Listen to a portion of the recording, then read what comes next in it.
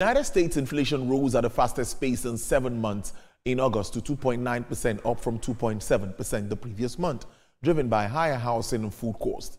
According to the Bureau of Labor Statistics, the Consumer Price Index increased 0.4%, the largest gain since January. Following a 0.2% rise in July, household costs climbed 0.4%, food prices rose 0.5%, with supermarkets prices up 0.6%. Fruits and vegetables jumped 1.6%, led by a 4.5% surge in tomato prices, the biggest increase since January 2020. Despite rising inflation, a surge in first-time applications for jobless benefits last week kept the Federal Reserve on track to cut interest rates.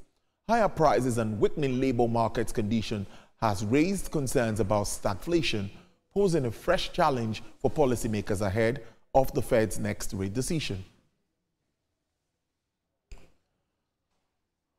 Meanwhile, the European Central Bank left interest rates unchanged, with inflation back under control and the economy weathering Trump's tariff onslaught better than expected.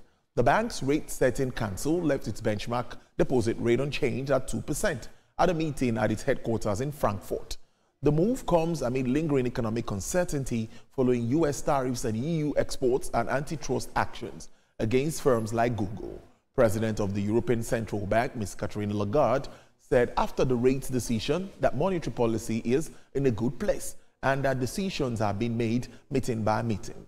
The ECB is standing pat on interest rates, even as the U.S. Federal Reserve has held the door open for a possible cut at its September 17 meeting. The Governing Council today decided to keep the 3 key ECB interest rates unchanged. Inflation is currently at around our 2% medium-term target, and our assessment of the inflation outlook is broadly unchanged. The new ECB staff projections present a picture of inflation similar to that projected in June. They see headline inflation averaging 2.1% in 25, 1.7% in 26, and 1.9% in 27.